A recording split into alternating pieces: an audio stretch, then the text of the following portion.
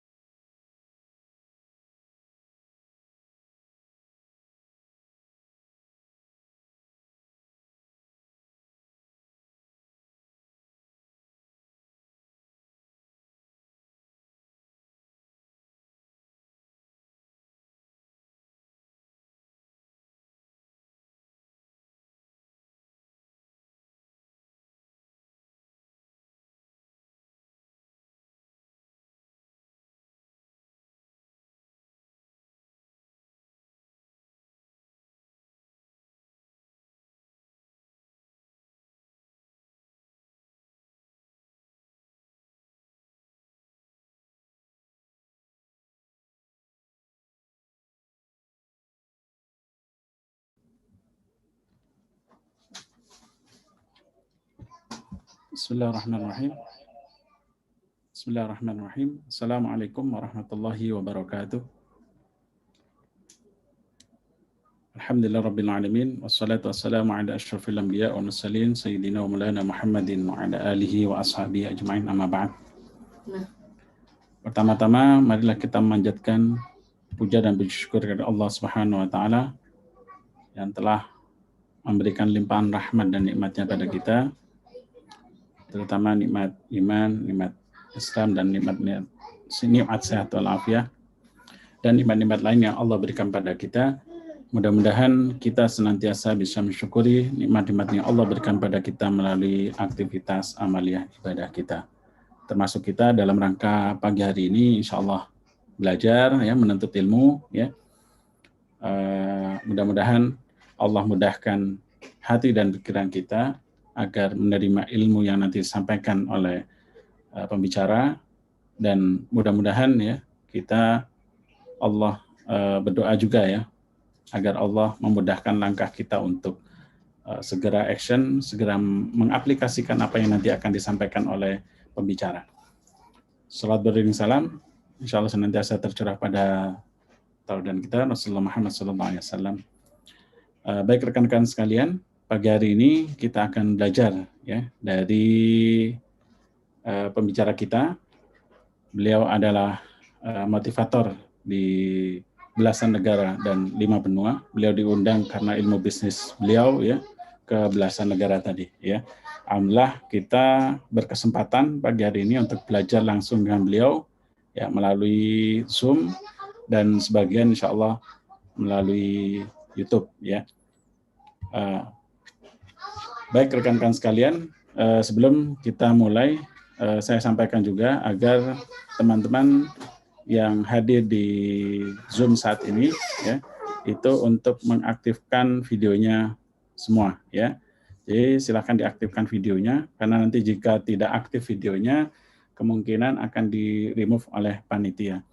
Kemudian nanti selama berlangsungnya seminar, mohon seluruh peserta untuk tidak ada yang raise hand, ya. Sekali lagi, untuk seluruh peserta untuk tidak raise hand selama berlangsungnya seminar sampai dengan nanti selesai materi. Jadi tidak ada yang raise hand di Zoom, ya. Jadi kalau misalnya nanti kami tanyakan atau ditanyakan oleh pembicara angkat tangannya seperti ini, ya. Ini saya contohkan. Jadi tidak raise hand di Zoom.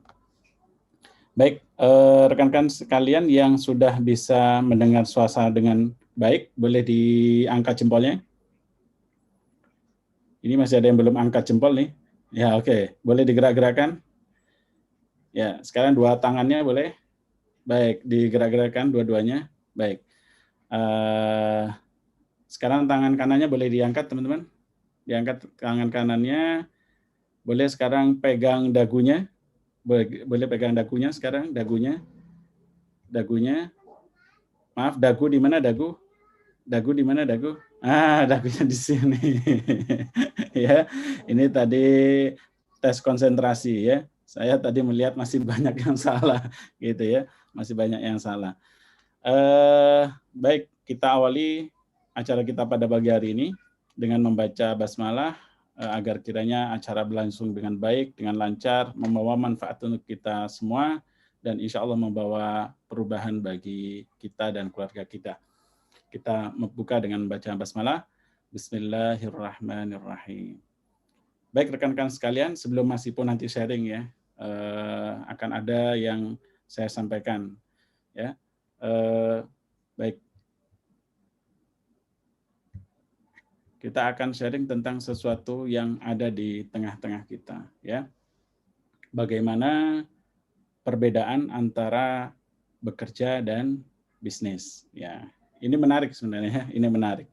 Karena memang saya pribadi terus terang kurang lebih berapa tahun, ya, dari 2006 sampai dengan 2010, kurang lebih 14 tahun saya bekerja, ya, bekerja.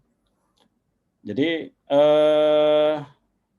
ketika saya memutuskan untuk mengajukan pemberhentian dalam pekerjaan, nah itu ada sebuah hal sebenarnya, ya, sebuah hal. Karena dahulu, ya, mindset saya adalah ketika misalnya saya bekerja, saya akan dapatkan penghasilan yang lumayan ya dibandingkan saya berbisnis gitu ya.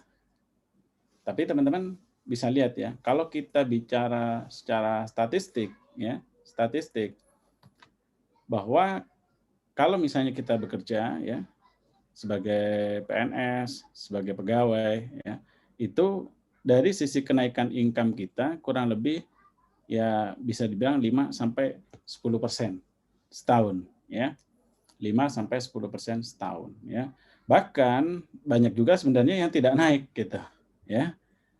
Jadi banyak juga yang tidak naik dari sisi income-nya. Jadi kalau misalnya tahun lalu gajinya adalah 3 juta, ya berarti tahun depan adalah 3 juta. Kalau kita bicara real hari ini ya, kita bicara realita hari ini bahwa posisi kenaikan kerja di UMR misalnya itu kan hanya sebagian yang naik ya. Sebagian besarnya kalau kita bicara secara nasional ya, itu tidak ada kenaikan ya.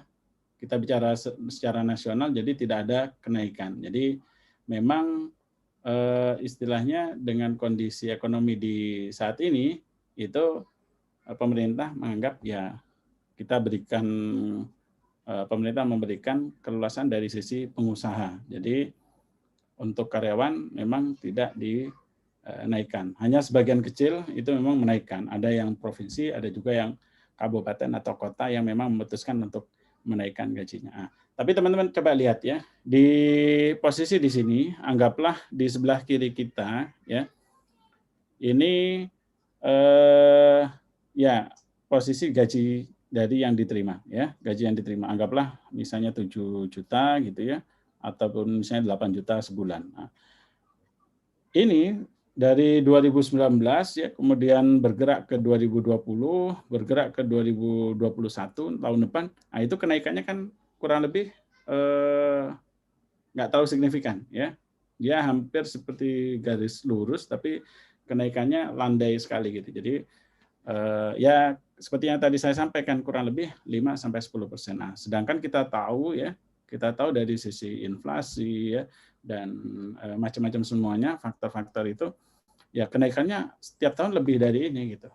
Jadi misalnya gaji naik 500.000, nah sebenarnya kebutuhan kita di bulan depan atau tahun depan itu bisa berubah katakanlah 1 juta gitu. Jadi masih minus gitu. Nah, lalu bagaimana dengan entrepreneur ya, dengan businessman atau seorang pebisnis atau seorang pengusaha? Di masa-masa awal ya, di masa-masa berjuang ya, perjuangan itu memang nggak mudah gitu. Ya, perjuangan itu nggak mudah.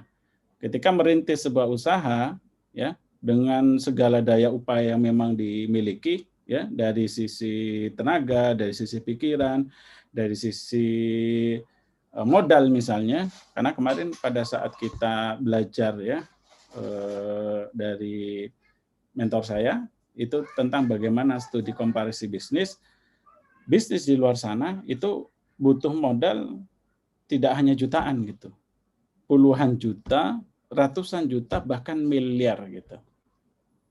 Ya, artinya apa? Ya sebenarnya memang ketika misalnya kita di awal ya, jadi kalau memilih bisnis itu memang harus pertama bisnisnya apakah memang produknya itu dibutuhkan oleh banyak orang ya.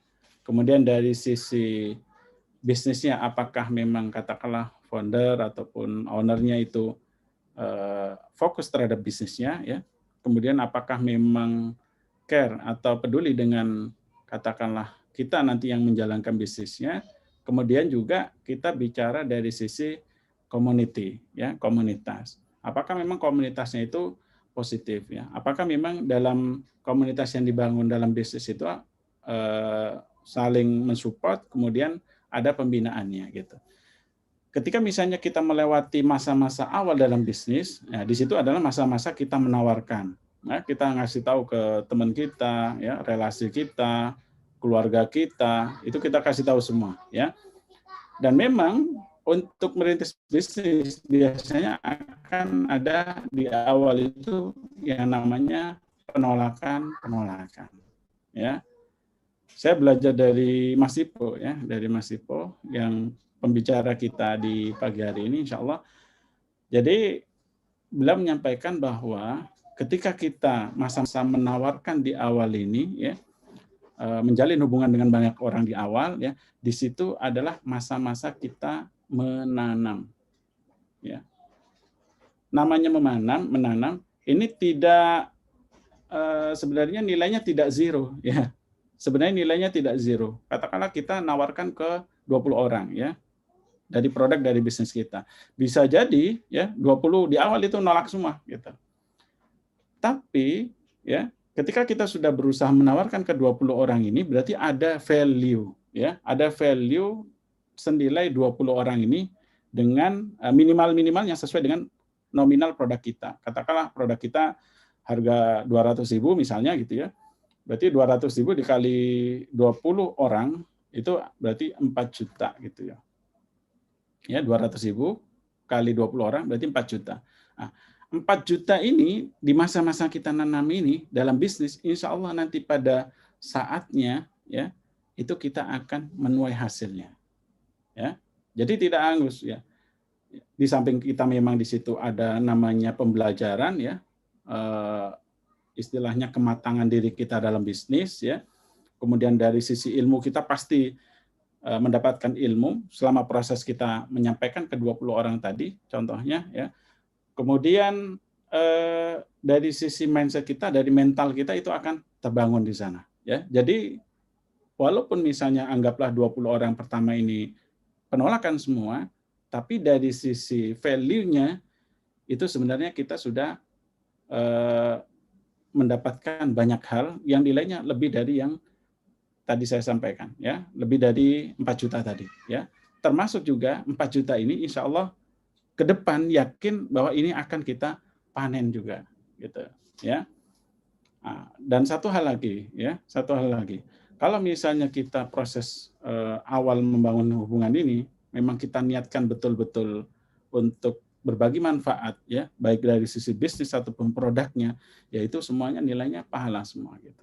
Dan kalau misalnya Allah ridho dengan apa yang memang kita lakukan dari bisnis, ya, baik dari sisi manfaat bisnis ataupun manfaat produknya, ya insya Allah Allah akan bantu kita dalam perjalanan bisnis itu, ya. Dan yakinlah, ya, teman-teman, dalam bisnis itu ketika misalnya sudah dapatkan namanya tipping point, ya, dapatkan namanya momentum kita besar, itu kecepatannya tidak lagi linear, gitu. Tidak lagi penambahannya 5%, 10% tidak, ya. Yang saya alami, ya, bersama juga dengan banyak mitra-mitra kami, gitu ya. Itu secara kecepatan, ya, dalam 1 tahun saja itu kecepatannya eksponensial bisa sampai 5 kali lipat dibandingkan bisnis yang sebelum hasil dari yang tahun sebelumnya, gitu.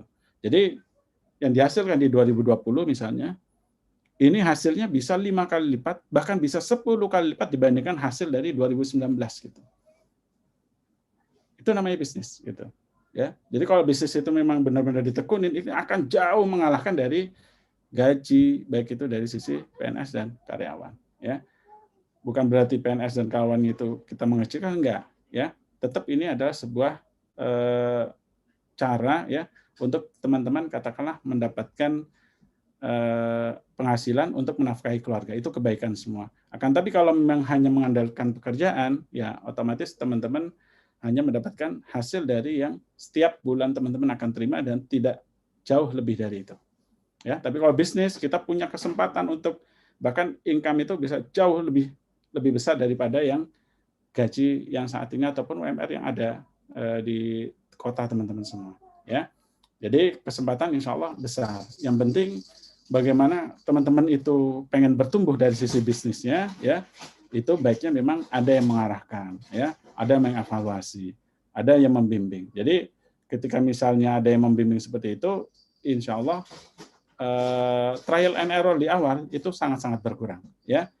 Trial and error di dalam masa-masa perjuangan di awal itu akan sangat-sangat berkurang. Artinya meminimalisir cost, meminimalisir cara-cara yang gagal misalnya. Jadi kita dipandu lebih mudah untuk kita menjalankan bisnis kita. Ya, jadi teman-teman, pesan saya di Indonesia ini kan dari sisi persentasenya kita jauh tertinggal ya, apalagi dibandingkan Malaysia, apalagi Singapura gitu secara entrepreneur. Nah, mental pengusaha hari ini di Indonesia ya ini perlu kita bangun bersama ya, agar teman-teman punya mindset bahwa dari usaha ya, dari bisnis insya Allah menghasilkan yang jauh lebih besar dibandingkan income dari seorang karyawan misalnya, seperti itu. Baik, ini sebelum nanti Mas Ipo menyampaikan materi, ini masih banyak yang resen ya, masih banyak yang resen. Sekali lagi mohon tidak ada lagi yang resen sampai nanti selesai seminar ya. Karena kalau misalnya teman-teman resen ini kan ada mengganggu di layar ya, termasuk di layar pembicara nanti itu mengganggu. Jadi mohon tidak ada lagi yang resen. Ya, baik rekan-rekan sekalian, kita alhamdulillah sudah hadir Mas Ipo Santosa, ya pembicara kita di pagi hari ini. Langsung saya terlebih dahulu. Ya, Mas Ipo, sehat Mas Ipo? Ya, sehat alhamdulillah. Alhamdulillah. Baik, langsung saja teman-teman kita sambut Mas Ipo Santosa. Teman-teman kita sambut Mas Ipo Santosa. Silakan ya. Mas Ipo. Assalamualaikum warahmatullahi wabarakatuh. Waalaikumsalam warahmatullahi wabarakatuh.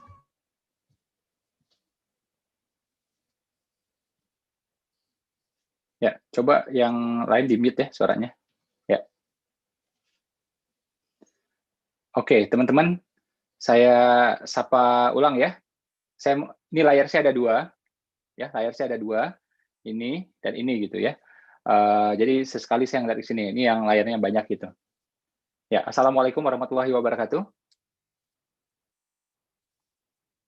Ya, alhamdulillah. Allahumma sholli ala Muhammad wa ala Muhammad. Teman-teman, kalau mendengar suara saya dengan jelas, coba acungkan jempol boleh? Acungkan jempolnya. Jempol kanan. Oke, jempol kiri. Ya, ini ada 50 layar, saya cek random ya. Coba goyangkan jempolnya boleh? Jempol tangan aja, kakinya nggak usah. Ya, alhamdulillah. Oke ya. Jadi sebenarnya materi 100 juta pertama ini ya itu adalah materi yang sering sekali meleset ya, sering sekali meleset gitu. Karena aslinya ini bisa juga untuk tembus 1 miliar sebenarnya. Ya contoh kayak Mas Ahmad ini ya, ini udah berapa waktu terakhir itu 1 bulan tembus ya di atas 1 M bahkan. Ya, alhamdulillah itu bisa. Ya. Dan ini contohnya bukan 1 atau 2, banyak sekali. Makanya seminar ya 100 juta pertama ini itu adalah segelintir seminar saya yang diminati orang, ya sangat diminati orang tanpa buku. Gitu. Jadi biasanya gini nih, motivator itu biasanya bikin buku, bukunya booming, ya kemudian seminar juga ikut booming gitu loh. Ya, 7 keajaiban rezeki, buku dulu, kemudian seminar. Percepatan rezeki juga sama, ya kan? Sukses protokol juga sama, Muslim milioner juga sama gitu. Buku dulu, ya kemudian seminar. Nah, jadi karena ini diminati, ini akhirnya juga diminati. Kalau 100 juta pertama beda, bukunya nggak ada. Ya, sampai hari ini bukunya nggak ada gitu. Tapi seminarnya nonstop ya, tiap 2 minggu, tiap 3 minggu kita bikin, selalu yang hadir itu ribuan. Ya, kayak pagi ini yang hadir juga ribuan, alhamdulillah. Ya, pernah juga waktu itu 5.000 gitu. Ya, alhamdulillah. Orang kan sering ini ya, kadang-kadang ngomong nggak ini ya, nggak nakar gitu ya, nggak ngukur juga gitu. Dia bilang, wah Mas Ipo sekarang ini ya lagi turun gitu ya, seminarnya sepi gitu. Ya dia kan nggak tahu aja, kita bikin seminar ini ya itu rutin setiap weekend. Ya, kadang-kadang weekend itu saya sebenarnya sampai 2 kali, 4 kali. Ya, setiap weekend. Ya, dan pesertanya 2.000 sampai 5.000. Ya, bahkan berapa waktu yang lalu itu ya, yang saya sama Syekh Ali itu belasan ribu. Ya, saya sama Mas Adare juga belasan ribu. Ya, saya pas 17 Agustus itu juga belasan ribu. Ya, alhamdulillah gitu. Dan habis itu ditonton ulang sama orang, jadinya puluhan ribu. Ya, jadi justru ya pandemi ini seminar saya itu sangat ramai, sangat intens ya, banyak sekali gitu. Ya, kalau dulu masih ada waktu-waktu untuk off gitu ya, ini enggak, kita malah nonstop ya, kita bikin acara selalu setiap weekend gitu ya. Nah, jadi saya pengen menyampaikan pada teman-teman, kenapa ya seminar ini bisa ramai diikuti tanpa buku gitu ya, karena sudah banyak testimoni ya orang yang mencapainya ya, 100 juta ya itu jadi angka yang kecil insya Allah ya. Nah, viral gitu ya, orang ngomong kemana-mana gitu. Nah, saya pengen teman-teman juga mengalaminya, tapi prinsipnya yang paling mendasar adalah apa? Ya, namanya prompt. Namanya apa? Yang nyahut ucapan saya doakan rezekinya lancar, amin ya. Yang nyambi-nyambi, pegang handphone ya, baca-baca WA yang lain, buka-buka Instagram atau apa, ya sudahlah, mudah-mudahan rezekinya juga nyambi-nyambi ya. Yang serius ngikuti, saya doakan mudah-mudahan juga serius juga ya rezeki mendatangi dia ya. Jadi saya bilang tadi apa? Mesti prompt ya, mesti prompt. Apa itu prompt? Prompt itu segera seketika, nggak pakai lama. Jadi begitu tahu ilmunya langsung menerapkan, jangan ditunda. Karena ilmu itu ya, dia kalau selagi ilmu itu baik ya, kalau kita langsung terapkan hari itu juga atau besok efeknya akan naik. Tapi kalau kita tunda-tunda, efeknya akan turun, fadilahnya akan turun. Ya, ini ilmu apa saja. Mau bikin capcay, mau bikin gado-gado, sama. Ya, kita diajari nih ilmu ya, bikin misalnya karedok. Begitu tahu langsung praktek. Tapi kalau kita tunda bulan depan, efeknya akan turun, fadilahnya akan turun. Ya, sama juga misalnya seorang ustadz ngasih tahu kita ya tentang sholat duha. Begitu tahu langsung praktek. Nah, kalau kita tunda sampai Ramadan tahun depan, sampai 2021, efeknya akan turun.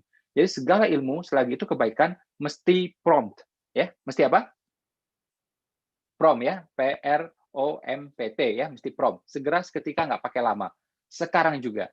Nah, itu nanti insya Allah efeknya akan naik. Siap belajar ya? Oke, yang siap belajar coba acungkan 2 jempolnya boleh? Oke, mantap, aman, terkendali. Oke, silakan slide-nya dibuka.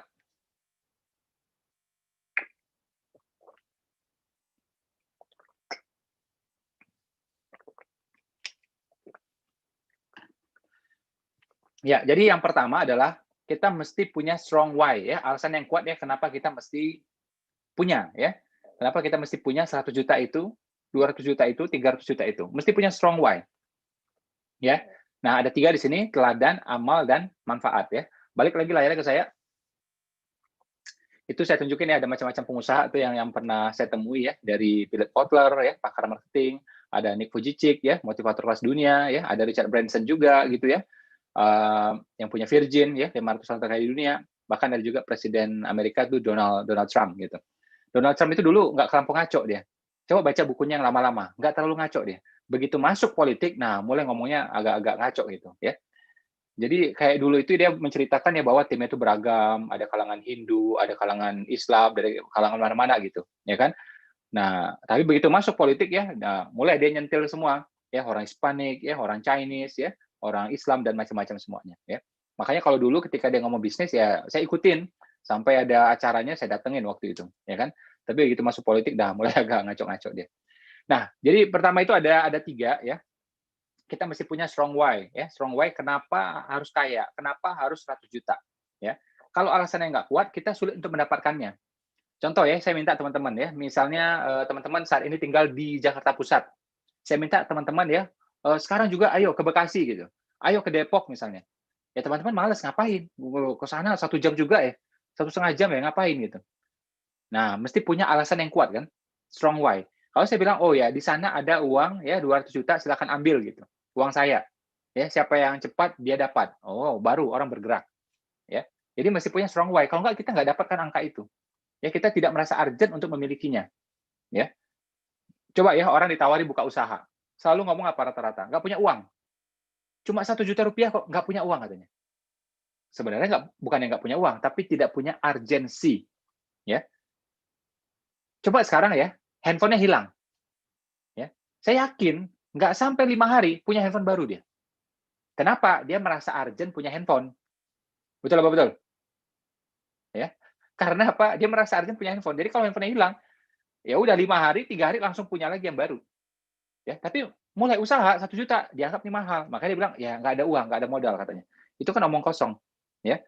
Orang-orang yang mohon maaf ya, bantu di rumah saya aja ya, itu dia punya ya, dia punya yang namanya handphone tuh punya gitu. Nggak mungkin nggak punya gitu kan. Ya. Nah, jadi harus urgent itu. Sama juga kayak 100 juta, harus merasa urgent. Kenapa harus punya? Nah, pertama kita lihat yang aspek teladan. Aspek apa? Yang nyahut, saya doakan mudah-mudahan rezekinya lancar. Amin. Ya. Nah, pertama kita lihat aspek teladan. Ya. Kita punya teladan-teladan kaya yang banyak. Ya, Nabi Ibrahim itu kaya. Ya, umat Kristiani mengenal sebagai Abraham. Ya, saya buka tuh di kitabnya mereka ada tertulis ya bahwa Abraham memiliki banyak emas dan perak. Ya, dalam ajaran Islam juga Nabi Ibrahim ini kaya. Ya, sekali kurban hewannya itu sampai ribuan. ya, sekali kurban hewan itu sampai ribuan. Makan nggak pernah sendiri, selalu traktir dan selalu orang dikasih makan enak sama dia. Ya, itu pernah Ustadz Hanan Ataki cerita sama saya ya, dihitung ya, sekali ngajak orang makan itu bisa 200 sampai 500 juta rupiah. Ya, itu Nabi Ibrahim. Kaya, ya kan? Nah, makanya beliau traveling kemana-mana bisa langsung berangkat aja. Orang kaya soalnya. Ya, Sultan mah bebas, ya kan? Dia pernah di Mesir, pernah di Palestina, pernah di Mekah, ya kan? Pernah di mana-mana. Ya, langsung berangkat aja dia. Ya, makanya ada sejarah beliau di mana-mana. Di Mekah ada, di Mesir juga ada. Ya, di Tursina ada. Ya, di Palestina apalagi, makamnya di sana. Ya. Nah, Nabi Ibrahim kaya, Nabi Yusuf juga kaya, jadi menteri. Ya. Nabi Yusuf jadi menteri. Ya, kaya. Nabi Sulaiman wah lebih kaya, paling kaya bahkan. Ya. Nggak ada orang yang setara kekayaan dengan Nabi Sulaiman. Ya. Kaya banget. Ya, sampai bisa bikin istana macam-macam, bisa semuanya dia. Ya. Kalau umat Kristiani mengenal sebagai Raja Salomo. Ya, kaya banget. Makanya banyak orang ya yang pengen anaknya namanya Sulaiman, ya kan? Seperti anaknya Mbak Oki Setiana Dewi, ya kan? Anaknya Pak Sandiaga Uno, ya kan? Nah, itu Sulaiman semua, ya kan? Saya melihat ya orang zaman sekarang ya, jarang menamai anaknya Syuaib. Jarang. Karena Nabi Syuaib nggak kaya. Ya kan? Nabi Syuaib dikenal memang ya beliau tidak kaya gitu. Ya kalau kita ngomong bahasa materi ya memang miskin gitu. Ya. Coba zaman sekarang ada nggak orang namanya Syuaib gitu? Jarang banget. Tapi kalau Sulaiman, oh banyak. Yusuf, oh Yusuf paling banyak. Karena Pak ganteng kaya soalnya. Ya kan? Kalau Nabi Yusuf itu, waduh, komplit lah. Udah ganteng, kaya gitu ya. Masya Allah, benar-benar. Akhlak terjaga gitu.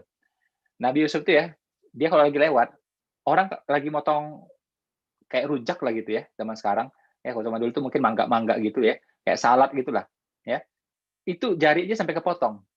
Ya. Jarinya sampai kepotong, coba. Gara-gara lihat dia lewat itu, wanita tuh. Ya. Jari sampai kepotong. Itu Al-Quran yang cerita, bukan saya yang cerita.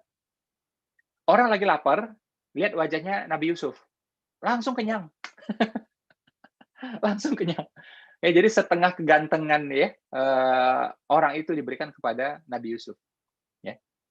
Sebagian lagi dikasih kepada Nabi Adam, sebagian dikasih kepada Nabi Muhammad. Nah, kita ini dapat sisa-sisa aja. Jadi laki-laki yang ngaku-ngaku ganteng nih, itu sisa aja tuh.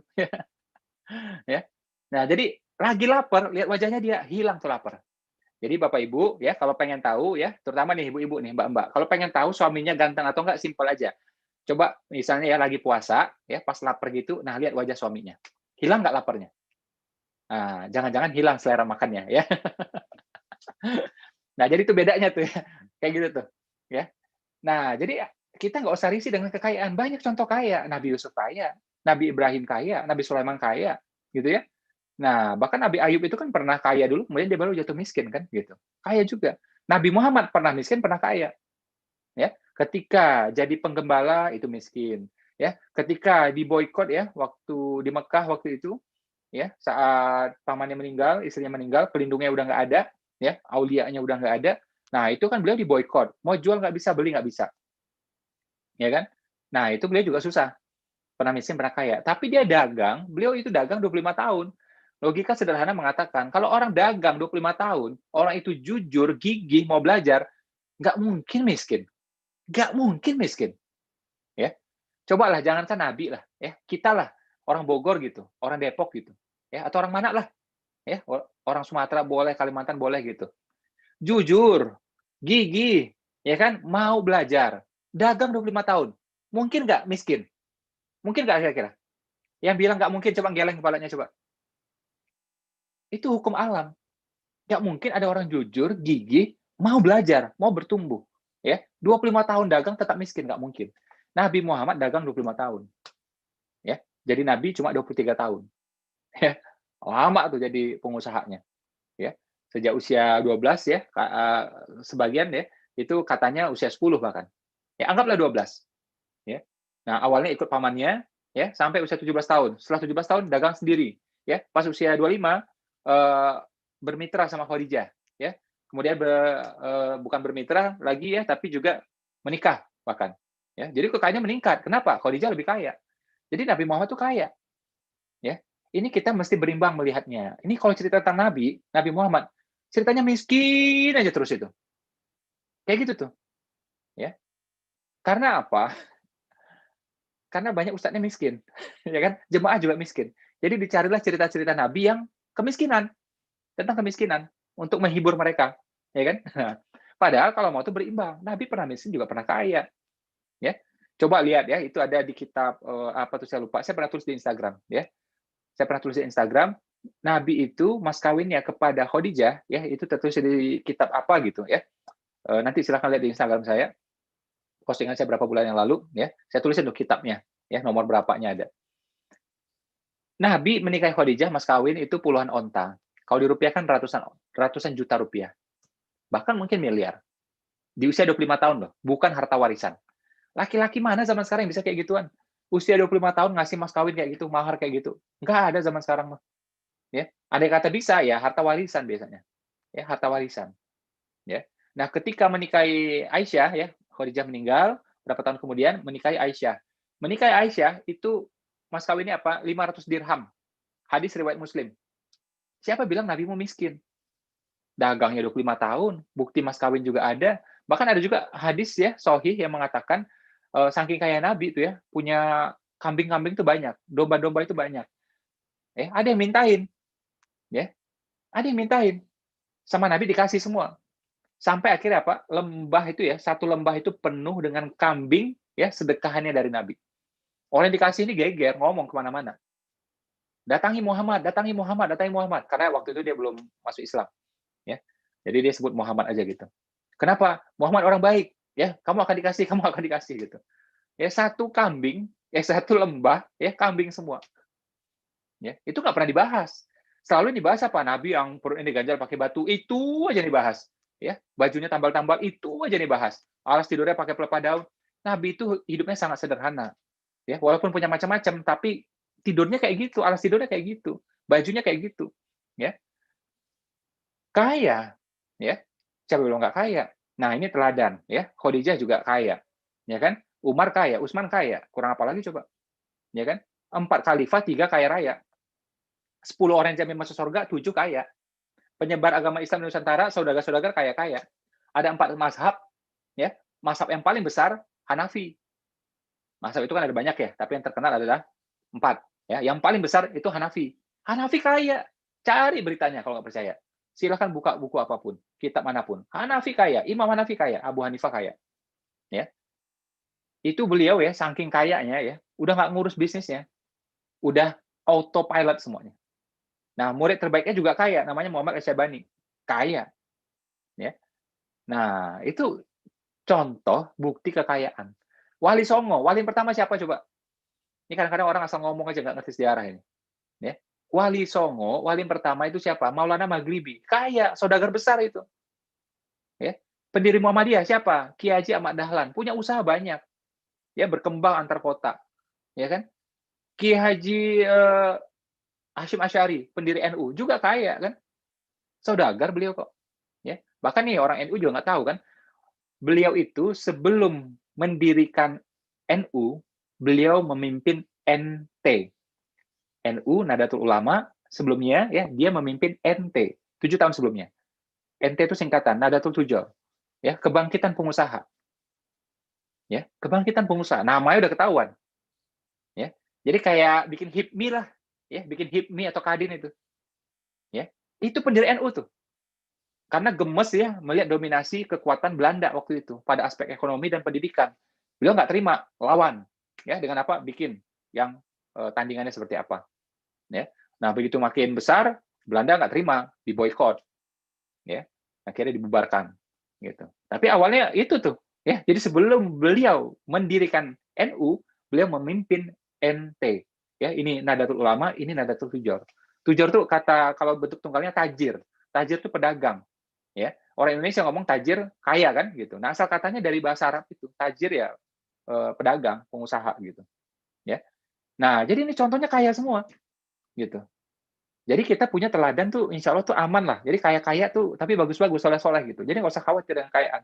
Ini kadang-kadang orang ngomong ya, nah ini bikin nggak bisa kaya tuh. Ya. Kalau kaya ntar sombong. Ya kan? Ya nggak bakal kaya deh. Karena dia nggak mau sombong. Ya kan? Padahal orang miskin sombong, ada nggak kira-kira? Ada nggak? Yang bilang ada coba ngangguk. Banyak segerobak. Jadi miskin itu nggak jaminan juga rendah hati. Banyak juga yang sombong. Termasuk juga sebaliknya. Orang kaya dermawan. Tapi ada nggak orang miskin dermawan? Ada juga. Makanya ya namanya dermawan tidak dimonopoli orang kaya saja. Orang miskin juga bisa dermawan. Gitu. Cuma orang kaya ini kan disorot. Makanya ketahuan kan gitu. Ya, daripada lihat orang miskin, enakan lihat Raffi Ahmad. Kan gitu ya. Makanya ketahuan. Ya, dia beli apa, spending apa, langsung ketahuan. Enakan lihat siapa? Hotman Paris. Langsung ketahuan kan. Dia beli apa-apa ketahuan gitu. Nah, sama juga kalau ada orang kaya yang sombong, kelihatan. Orang kaya dermawan juga kelihatan. Ini yang selalu diekspos orang. Ya. Jadi sombong itu bukan perilaku orang kaya saja. Ya. Bahkan Allah mengatakan ya, yang paling dibenci Allah adalah apa? Orang miskin yang sombong. Ya. Ada beberapa ciri itu ya. Pertama ada orang yang berumur, orang yang tua tapi tidak mau taubat. Itu juga Allah benci. Ya. Terus apalagi orang miskin sombong. Wah, ini juga gemes lihat dia. Udah miskin sombong coba. Nah, coba ya ini saya nggak usah sebut merek gitu ya.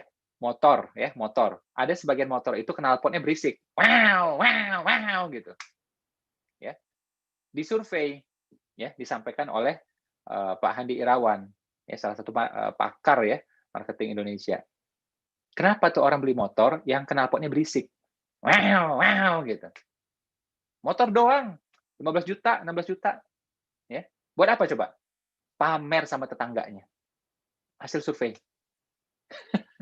Ini dia sombong, miskin, nggak tahu diri, ini dia orang ini. Ya. Jelas contohnya ada, hasil survei juga mengatakan itu. Ya.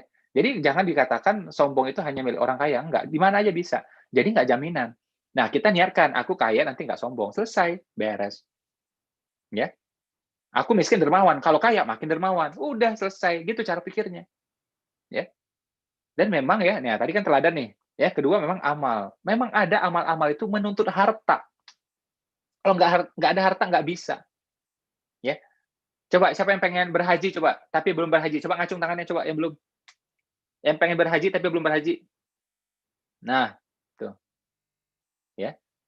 Kalau nunggu reguler, ya, berangkatnya 20 tahun. Kita baru tobat di usia 50 tahun. Baru daftar, berangkat usia 70. Kapan nyampainya coba? Ya. Nah, enaknya apa? Haji plus atau furoda.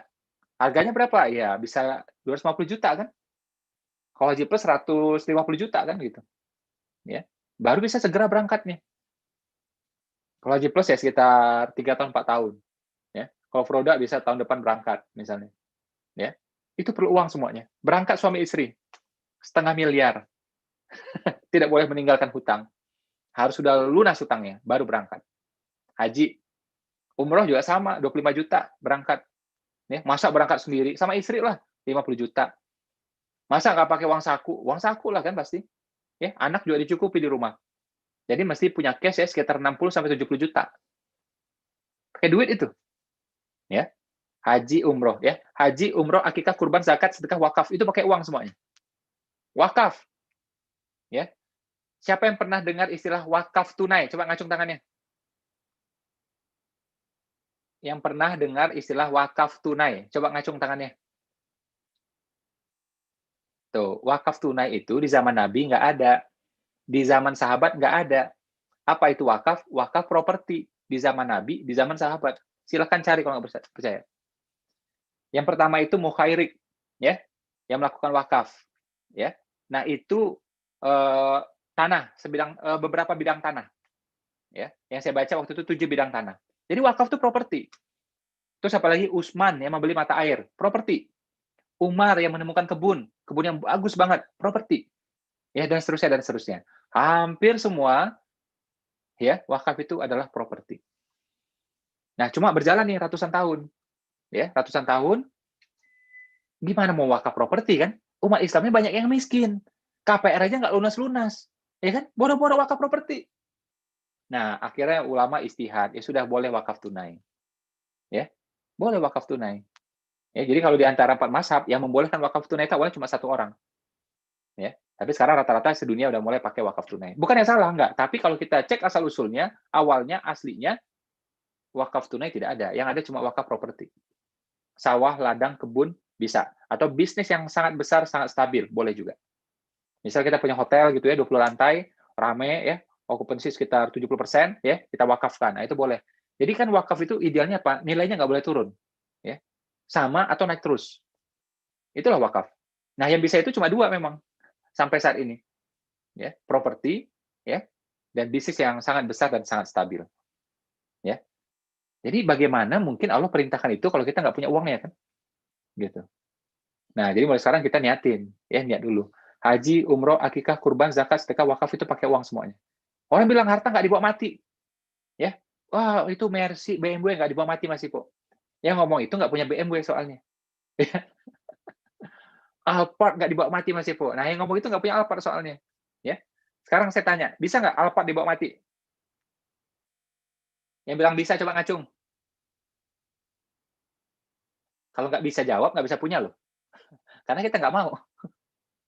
Ya, kita nggak mau, ngapain nih harta, nanti lama hisapnya, nggak usah deh punya gitu. Alphard bisa dibawa mati, asalkan apa digunakan untuk kebaikan, ya. Ngantarin anak ke sekolah, ngantarin istri, ya, ikut pengajian, atau kita juga pergi pengajian, ya. Jemput orang tua, jemput mertua, jemput guru, ya. Udah, itu mobil saya tuh, saya niatin punya mobil bagus, ya itu, biar bisa nganterin guru-guru. Ya. Alhamdulillah tuh mobil tuh ya, udah pernah ngantar ya, berapa hari gitu ya, ngantar Dr. Zakir Naik, ya, Syekh Yusuf Estes, Ustadz Nauman Alikan, berkali-kali berhari-hari. Alhamdulillah. Ya, termasuk juga imam-imam dari Palestina, imam-imam dari Madinah, dari Mekah, ya, itu berkali-kali. Ya. Nah, kalau saya ikhlas niatnya mudah-mudahan jadi pahala. Ya, mudah-mudahan tanda petik yang bisa dibawa mati sebagai amal. Begitu. Ya. Sama juga teman-teman yang punya gelar S2, S3. Saya sih enggak, saya cuma S1. Tapi kalau teman-teman punya misalnya S2, S3, bisa nggak gelar dibawa mati? Bisa. Ya, misal kita punya gelar doktor gitu. Nah, manfaatkan gelar doktor itu untuk apa? Untuk kebaikan, ya, untuk amal. Mudah-mudahan gelarnya dibawa mati ya, tanda petik ya, sebagai amal kebaikan. Ya, jadi bisa. Ya, jadi jangan lagi kita ngomong harta nggak bisa dibawa mati. Harta bisa dibawa mati. Yang penting punya harta. Kalau nggak punya nggak bisa emang. Apa mau dibawa? Ya nggak? Nah, mesti punya dulu gitu. Ya. Kenapa saya bahasnya di awal? Karena umat Islam ini, saya kan ngasih seminar bukan sehari 2 hari ya. Saya udah belasan tahun. Ya. Saya udah ketemu dengan teman-teman yang Nasrani, yang Hindu, yang Buddha, yang Chinese. Itu mereka kalau diajak usaha gampang. Diajak bisnis gampang. Diajak kaya mah gampang. Pas orang Islam, panjang banget ceritanya. Saya awal-awal nih ngomong kayak gini nih di Facebook, dihajar saya benar-benar. Dengan semua orang. Ya. Dan semua itu Muslim. Sampai ustadz juga ngajar saya waktu itu. Ya. Dianggap saya itu duniawi dah, macam-macam alasannya. Tapi begitu saya tampilkan logikanya, pelan-pelan, tak, seperti itu. Sekarang tuh hampir-hampir nol tuh yang bantah. Hampir-hampir nol yang bantah itu. Ya. Saya tunjukin Nabi bagaimana kayaknya, Khadijah gimana kayaknya. Ya 4 khalifah itu 3 kaya raya. Di antara 10 orang yang jalan masuk surga, 7-nya tuh kaya. Wali Songo ya, yang terkenal katanya 9 itu ya, tapi yang nomor 1-nya, yang utamanya, yang pertamanya kaya. Ya, pendiri NU, pendiri Muhammadiyah kaya, Serikat Dagang Islam, kumpulan pengusaha kaya, pada diam mereka semua udah. Terus saya tanya balik, bagaimana perintah wakaf dilaksanakan kalau kita miskin? Bagaimana perintah zakat dilaksanakan kalau kita miskin? Ya. Bagaimana perintah waris ya bisa dilaksanakan kalau kita miskin? Nggak bisa. Bagi yang muslim nih, makanya saya tantang balik nih. Ya, nanti setelah acara ini buka Al-Quran kalau nggak percaya. Ya. Itu ada topik pembahasan yang panjang sekali di Al-Quran. Ya. Jadi yang paling panjang itu adalah 3 tuh, ada 3 tuh. Ternyata bukan tentang sholat, bukan tentang puasa. Ya. Yang panjang itu bahasannya, non-stop itu ya, tanpa putus, ada 3. Pertama tentang muamalah. Ya, perniagaan. Tentang apa yang pertama? Muamalah, ya, perniagaan. Yang kedua tentang hutang. Tentang apa yang kedua? Yang punya hutang coba ngacung tangannya. Mudah-mudahan segera lunas, amin. Ya, minimal yang nagihnya lupa gitu. Enggak lah, yang penting mampu bayar gitu ya, amin gitu. Ya, jadi yang kedua tentang utang. Ya, yang ketiga, ya, yang ketiga persatuan Indonesia. Yang ketiga adalah tentang pertama tadi tentang muamalah, yang kedua tentang utang, yang ketiga tentang waris. Inilah yang topiknya paling panjang di Al-Quran, tanpa putus, tanpa jeda. Silakan cek kalau nggak percaya. Ya. Dan menariknya, 3 ini ada persamaannya. Persamaannya ada 2. Apa persamaannya? Terkait dengan orang, terkait dengan uang. Jadi pembahasan yang panjang di Al-Qur'an itu ya tentang uang gitu. Nah, waris itu kan yang harus dibagi banyak sekali. Ya. Kalau kita bokeh bin kere mau bagi-bagi apa coba? Mau bagi apa coba? Jadi Allah berasumsi kalau kita meninggal punya keturunan itu banyak. Harta pun banyak, dibagi-bagi itu. Seperti itu. Itu sebenarnya. Ya. Kalau Allah mengharapkan kita nggak punya uang, ya ngapain dibikin hukum waris coba? Ya. Nah, jadi Allah berasumsi, Allah mengharapkan kita itu meninggal, punya keturunan banyak, punya harta banyak. Makanya jadilah hukum waris yang panjang itu. Ya. Hukum waris itu panjang, dan hukum waris itu anehnya ya, uniknya, kita bisa paham tanpa hadis. Karena komplit banget di Al-Quran. Ya. 90% kita bisa paham tanpa hadis. Luar biasanya itu. Ya. Jadi nomor 1 tadi teladan, yang kedua tadi amal. Ya. Yang ketiga adalah kebermanfaatan. Jadi ya orang yang saya lihat ya, yang bangun rumah sakit itu kebanyakan bukan dokter, yang bangun pengusaha, orang kaya yang bangun. Dokter biasanya bikin klinik, ya kliniknya agak kecil biasanya. Tapi yang bikin rumah sakit gede itu pengusaha biasanya. Yang bangun sekolah bukan guru, yang bangun sekolah pengusaha juga. Ya. Nah, kalau guru biasanya cuma bangun itu, yang kecil-kecil aja di rumahnya sendiri biasanya. Ya. Nah, jadi yang menebar manfaat berupa sekolah, rumah sakit, ya dan seterusnya, termasuk juga pesantren, itu kebanyakan memang pengusaha yang memang punya hartanya. Jadi mulai sekarang kita punya harus punya frame yang benar, mindset yang benar bahwa harta itu netral. Di tangan orang baik, insya Allah jadinya baik. Kita asumsi nih, insya Allah di sini adalah orang baik-baik semuanya. Ya, amin. Ya, saya pikir ya ikut seminar, insya Allah orangnya positif semua lah, ya nggak ada yang ngaco-ngaco banget gitu ya. Oke, kita buka ya gambar berikutnya. Yang masih dengar suara saya dengan jelas, coba ngacung jempolnya boleh? Iya. Nah, kita harus punya target yang besar ya, karena target yang besar itu ternyata bagus ya, memompa potensi, ya juga memperkecil risiko meninggal dunia. Ya, jadi kalau kita punya impian untuk maju, kaya gitu ya, bikin bisnis A, bisnis B, ya nggak masalah, itu insya Allah bagus banget. Ya, gambar berikutnya boleh? Nah, silakan dibaca dulu ini penting banget ya, ini paling penting hari ini.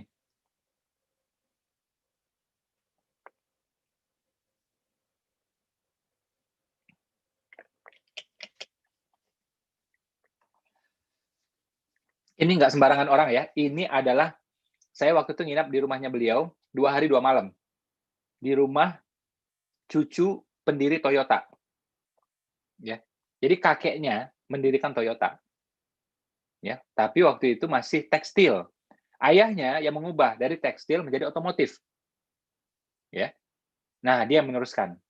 Ya, dia salah satu direkturnya ya, sampai hari ini setahu saya. Umur 70-an. Luar biasa nih, sangat kaya, sangat sederhana. Nggak punya asisten di rumah, nggak punya mbak-mbak yang bantu di rumah, nggak punya driver, semua diberesin sendiri. Bersih-bersih, masak, semua mereka beresin sendiri. Bawa mobil sendiri juga. Sangat kaya, sangat berpengaruh, tapi kayak gitu. Ya, tapi bukan itu yang saya mau bahas. Tapi, nah ini yang tulisan sebelah kanan ya, kita lihat ya.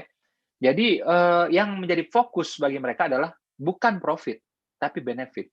Bukan lagi soal Jepang, tapi soal dunia. Ya, oke, balik lagi layarnya ke saya. Saya kan waktu 2 hari di sana, diantarin bersama beliau. Ya, beliau yang nyupirin, kayak gitu. Diantarin kemana-mana, apa urusan saya pengen lihat mobil tenaga yang matahari ya, ada lagi yang pakai tenaga listrik gitu ya. Saya diantarin kemana-mana sama beliau.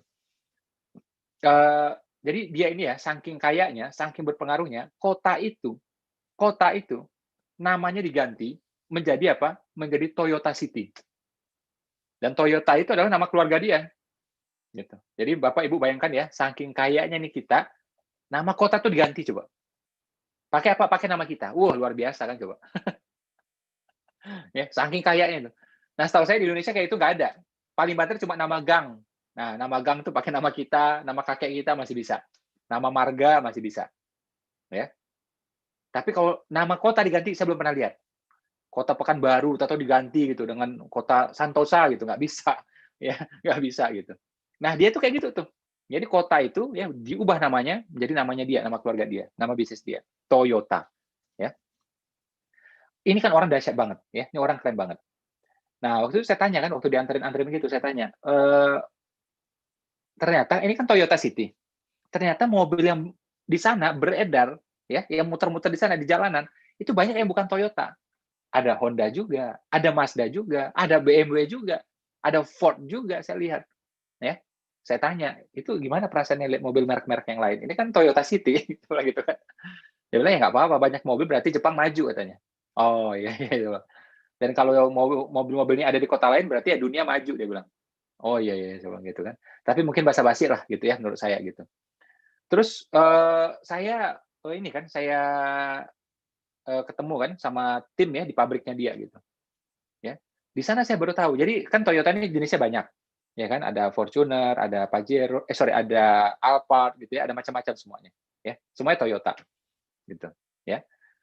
Nah, jadi ternyata dari kan banyak banget tuh jenisnya, ada puluhan gitu, ya. Untuk menghasilkan satu jenis saja, ya, untuk menghasilkan satu jenis saja itu memerlukan ya belasan ribu bahkan sampai 20.000 pabrik terlibat. Ya. Jadi untuk satu jenis itu pabrik yang terlibat itu bisa belasan ribu sampai 20.000 pabrik. Dan yang uniknya adalah hanya sekitar 30% yang milik Toyota. Sisanya adalah milik perusahaan-perusahaan lain yang kecil-kecil biasanya. Nah, mereka biasanya tinggal ya di sekitar itu, di sekitar Toyota City. Mungkin di Toyota City atau di sekitarnya. Saya pas diceritain ini saya kaget. Ya, jadi yang dimiliki Toyota cuma 30%. Yang lain itu misalkan ada yang memang fokus bikin apa tuh tombol doang gitu kan. Ada yang bikin ini doang, baut ini doang itu. Jadi dipecah-pecah semuanya itu. Yang milik Toyota cuma sekitar 30%. Saya tanya sama dia, ya, kok nggak diinin aja? Ini saya pakai logikanya orang Indonesia. Orang Indonesia ini kalau gede, ini ada perusahaan mendukung di sekitarnya, apa yang dilakukan? Dibeli, dibeli semuanya, akuisisi. Semua digituin tuh kalau orang Indonesia tuh, ya, dibeli semuanya. Bahkan ini kelakuan orang Indonesia ya, nih brand ini misalnya, ya, kita ambil contoh lah mie instan, ini kejadian nih mie instan. Ada merek lain nih mie instan yang lain tuh, ya, apa yang dilakukan? Dibeli, mah dia udah selesai. Daripada bersaing, ya udah mending dibeli aja selesai. Koran gitu juga, ya, saya nggak usah sebut merek, ya, ini besar nih. Yang satu ini mau naik juga, dibeli udah selesai, gitu, ya. Termasuk juga kayak apa nih, ada apa tuh portal berita ya online, saya nggak usah sebut mereknya, ya, itu juga naik gitu kan, diambil sama perusahaan besar udah. Ya. Nah Indonesia hobinya kayak gitu. Jadi kalau kita punya uang, ya udah yang itu beli-beli aja udah semua selesai. Ya jadi kita nggak usah berpikir bersaing lagi atau apa, udah beres semua di bawah kita. Ya. Nah, saya tanya kan, pakai logika orang Indonesia nih, kenapa nggak dibeli aja tuh perusahaan? Kan kecil-kecil. Ya kan enak di bawah kendali kita semua. Dia bilang, nggak perlu, dia bilang. Ya. Justru kalau perusahaan ini banyak, apa ya, dimiliki banyak orang, ya jadi kalau setiap kali kita launching satu produk, ya, itu produknya itu yang mendukung banyak. Dia bilang, ada ribuan orang, ya, bahkan mungkin puluhan ribu orang, karena satu orang pekerja, ya, itu ada keluarganya sendiri. Jadi satu launching produk, ya, yang dukung tuh bisa puluhan ribu orang. Wah ini luar biasa saya bilang ini. Ya, mikirnya sampai ke sana coba. Ya kan? Jadi tingkat dukungannya tinggi sekali. Akan beda kalau barang ini milik kita sendiri. Yang dukung cuma kita doang gitu. Tapi kalau milik rame-rame, yang dukung juga rame-rame. Gitu. Ya. Nah ini mental kaya menurut saya. Dan ini adalah tips ya, menurut saya penajam materi ya untuk hari ini. Jadi 100 juta itu ditentukan oleh apa? 1 miliar itu ditentukan oleh apa? 1 triliun itu ditentukan oleh apa? Ya. Ada 2. Ya. Pertama, ada berapa tadi? Saya tes dulu, ada berapa? Coba ngacung tangannya, ada berapa tadi? 3 atau 4? 2 ya. Kalau nggak ngikutin nggak tahu tuh ya, nggak bisa jawab dia ya. Makanya saya sekali lihat ke sini gitu ya, layar gedenya. Ada 2. Pertama intention, kedua contribution. Ya. Apa itu intention? Niat kita. Kita niatnya ini usaha besar ini buat apa gitu. Ya. Kita sibuk-sibuk bisnis buat apa gitu. Karena kita orang beriman tahu ya, Tuhan itu membalas niatnya kita. Kadang-kadang ikhtiar kita nggak sempurna, kadang-kadang ikhtiar kita ada salahnya. Yang nomor 1 dinilai adalah apa? Niatnya kita. Karena itu niat lebih penting daripada amal. Ya. Kata seorang ulama itu ya, tujuan hidup lebih penting daripada hidup itu sendiri. Saya lama tuh mikir itu. Ternyata benar. Apa gunanya orang hidup ya? Dia hidup 70 tahun, tapi tujuan hidupnya salah. Buat apa coba? Ya. Tapi ada orang umur cuma 40 tahun, tapi tujuan hidupnya benar. Nah, hidup ini lebih berharga. Karena tujuannya benar. Ya. Saya pikir ya benar juga itu pendapatnya. Ya, jadi pas lah gitu. Nah, ini soal intention, niat. Ya. Dia pengen apa? Memajukan dunia, memajukan Jepang, memajukan semua. Benefit. Ya, pengen maju sama-sama. Dia pengen sukses juga, perusahaannya pengen besar juga. Tapi caranya bagaimana nih? Besarnya bareng-bareng. Itu masalah niat, intention. Satu. Kedua, contribution. Ada hukum alam memang yang mengatur. Kalau kita ngasih manfaat pada orang lain, pada alam, ya, itu 10 juta, kita akan dapat balasannya 10 juta. Ya. Kalau kita kasih manfaatnya 50 juta, kita dapat balasan seperti itu. Ya. Nah, kalau kita pengen 100 juta, apa yang kita lakukan? Berilah manfaat memang senilai 100 juta. Maka kita akan dapat balasan itu 100 juta juga atau lebih. Ya. Salah satu orang terkaya saat ini adalah pendiri Facebook. Ya. Kita mungkin suka sama dia, mungkin nggak suka. Tapi Facebook dengan grupnya, Facebook, Instagram, WhatsApp, setiap detiknya dia membahagiakan jutaan orang sedunia. Ya, kita bisa WA, kita bisa telepon, kita bisa lihat foto teman kita di Facebook, ya, lihat foto teman kita di Instagram, kita juga bisa upload foto setiap detiknya. Ya. Jadi setiap detiknya dia membahagiakan jutaan orang. Nah, hukum alam mengatakan apa? Ya, kalau itu dia kontribusikan, dia pasti dapat balasan seperti itu. Ya. Betul, Bapak, betul? Ya, setuju dengan saya? Coba ngacung boleh? Ya. Kita sekesal-kesalnya sama Mark Zuckerberg, kita pakai Facebook-nya, kita pakai WA-nya, kita pakai Instagram-nya. Ya kan? Dan itu bermanfaat buat kita. Sama juga ya, yang sekian lama jadi orang terkaya, ya, bahkan paling lama lah untuk zaman modern, ya, siapa? Bill Gates. Ya. Komputer mana, ya, kantor mana yang nggak pakai Windows? Ya. Kan jarang ya. Saya punya Apple, ini Apple, tapi saya juga punya yang Windows gitu. Ya kan? Nah, coba kita cek di kantor-kantor. Kantor mana yang nggak pakai Windows coba? Ya, orang mana yang nggak ngerti Word coba? Satu muka bumi orang tahu Word. Microsoft Word, ya kan? Jadi itu bermanfaat kan? Jadi setiap detik tuh ada yang ngetik gitu. Setiap detik ada yang ngetik pakai Word, ya, atau nyusun-nyusun dikit pakai PowerPoint, atau yang hitung-hitung pakai Excel, ya. Setiap detiknya. Jangan heran dia jadi orang terkaya. Ya. Nah, jadi ini ya kita jangan ngomong yang gede-gede dulu lah, minimal dari diri kita. Kalau pengen 100 juta, pastikan ya intention-nya tepat, ya, dan contribution-nya juga senilai itu atau lebih. Nanti hukum alam akan bekerja, akan membalas untuk kita. Ya, makanya kalau teman saya tuh ya cerita, kalau dia lagi BU, ya, teman saya ada tuh trainer gitu ya, dia kan dibayar lah, namanya trainer kan dibayar ya, wajar-wajar aja gitu. Nah, cuma kalau dibayar itu kan ada jadwal-jadwalnya gitu. Dia ketika lagi BU, ya, dia bikin tuh training ya free, ya, tapi dengan syarat lah gitu. Ya. Jadi dia memvaluasi dirinya. Ya, kalau aku ngasih training ya 2 jam aku dapat 20 juta misalnya. Ya, atau 15 juta misalnya. Nah, aku lagi perlu berapa nih? 200 juta. Ya udah dibikin tuh training banyak-banyak. Tak. Artinya apa? Dia sudah kasih tuh ya contribution senilai sekian. Pasti dapat balasannya. Alam kayak gitu dia. Alam tuh kayak gitu. Ya, pasti membalas, nggak mungkin nggak membalas. Ya. Ya, Allah membalas ya, tapi ya dengan hukum alam gitu. Sama kayak gravitasi. Ya itu gravitasi kan alam yang bekerja. Ya, tapi Allah yang menciptakan gitu. Ya. Nah, sama juga hukum balasan seperti ini. So, jadi teman-teman ya, kalau pengen 100 juta, 200 juta, atau berapapun angkanya, nah mulai dari 2 hal tadi. Ya, yang pertama apa tadi? Yang pertama, intention, niat. Ya, yang kedua apa? Contribution. Ya, niat dan manfaat. Intention dan contribution. Ya, kita buka slide berikutnya. Jadi 1 juta itu nggak berat. Enteng itu insya Allah mah. Oke, baca baik-baik ini ya. Ada 2 kalimat, A dan B. Mana yang benar kira-kira?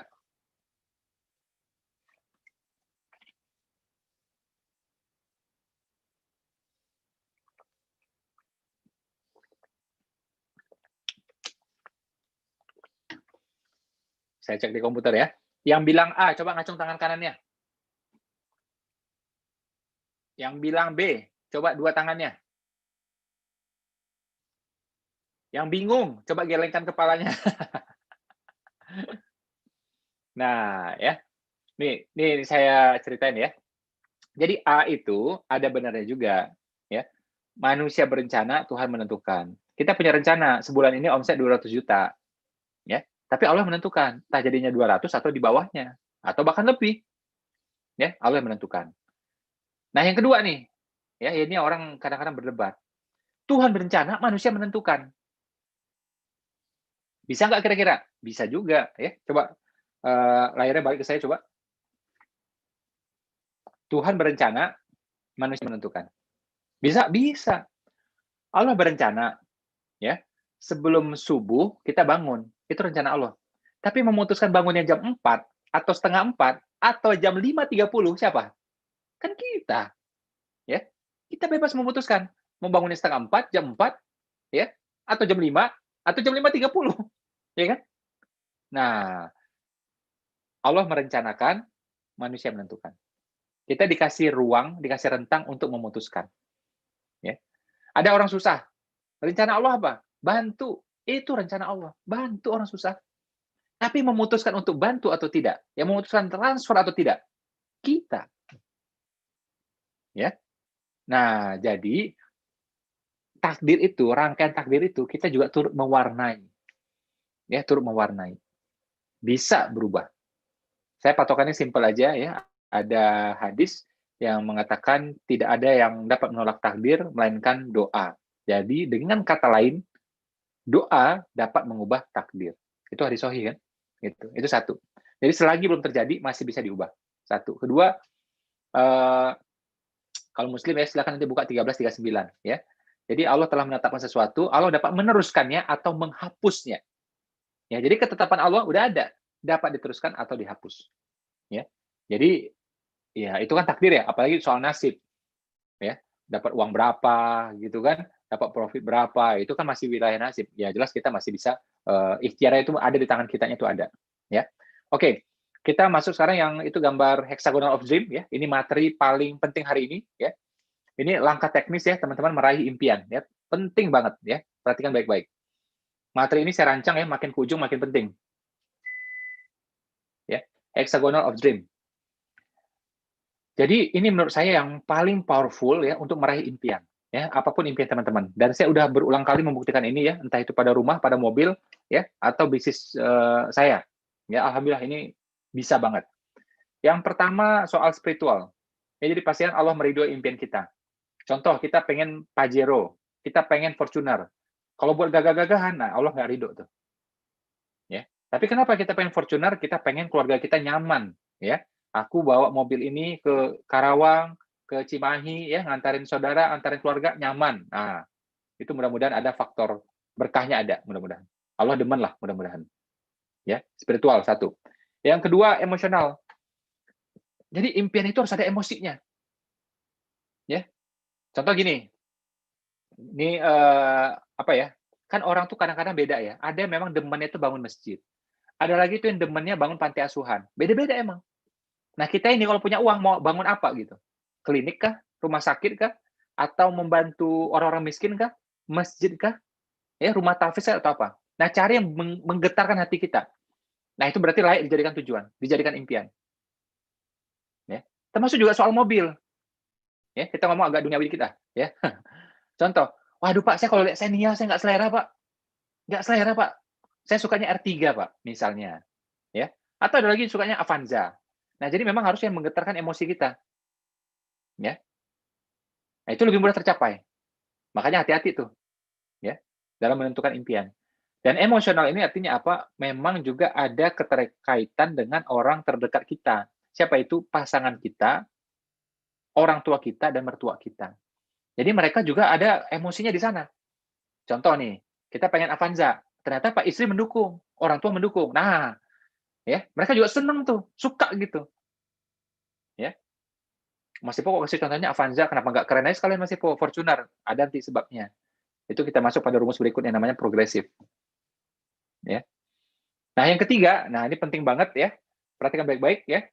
Tolong nyala matanya benar-benar, telinga juga nyala benar-benar. Yang ketiga itu namanya sensitif. Jadi impian itu bisa dirasakan oleh 4 panca indera. Oleh 4 panca indera. Kita dengar, kita hirup, kita sentuh, ya. Kita lihat, hirup, ya, sentuh. Lihat, hirup, ya, dengar, sentuh. 4. Ya, mata merasakannya. Oke. Tangan kita megang juga merasakan, telinga juga yang dengar merasakan, ya, kita hirup juga aromanya. Nah, ini lebih mudah ini. Contoh ya, mobil. Ini praktis banget nih. Saya udah coba soal ini. Makanya saya berani ngomong. Ya, saya udah coba ini berkali-kali. Efektif banget ini. Jadi misal nih, kita pengen ya, ini mohon maaf, misal kita naik motor, misalnya nih, contoh ya, contoh. Nah, kita pengen mobil nih, ya, pengen mobilnya misalnya Avanza gitu. Belum mampu beli kan? Ya nggak apa-apa. Caranya gimana? Sewa aja dulu sebulan. Sewa sebulan. Ini sekarang lagi pandemi gini banyak sewa mobil yang murah-murah nih. Udah sewa aja sebulan. Agar apa? Hidung kita menghirup ya bau mobil itu. Telinga kita juga ikut mendengarnya, bum pagi-pagi. Bum. Nah, jadi otaknya demen dia. Otak itu demen. Otak itu kalau demen dia pengen ngulang. Mata kita ngelihat, wih kayak gini ya mobil ya. Beda ya ternyata dengan Supra. Ya beda lah, masa sama dengan Supra. Ya kan? Beda ya sama NMAX. Ya beda lah. Gitu. Ya kan? Beda sama Vario, beda dengan semua. Nah, mata kita ngelihat itu. Terus kita rasakan, kita pegang kan, wih enak ya dipegang kulitnya. Mantep. Kita hirup lagi kan, karena baru gitu kan. Nah, jadi kalau sewa pun juga cari, jangan yang lama-lama, cari yang agak baru. Kalau yang lama tuh bau kecil, nanti hidung kita nggak suka, otak nggak suka loh. Susah punya nyantar. Ya, cari yang memang otak kita suka. Ya, nah itu namanya sensitif, dirasakan oleh 4 panca indera. Ya, oke, layarnya balik lagi ke saya. Jadi gini, otak kita ini kalau dia suka dia pengen ngulang. Ini apa aja sama. Contoh kita jalan-jalan ya, pergi ke Lombok, ya, NTB, kita suka, pasti pengen ngulang. Nah, mungkin jalan-jalan yang berikutnya di NTT misalnya, ya, Pulau Padar misalnya, ya dekat Komodo itu, ya. Pokoknya jalan-jalan itu menyenangkan bagi kita pengen ngulang, gitu, ya.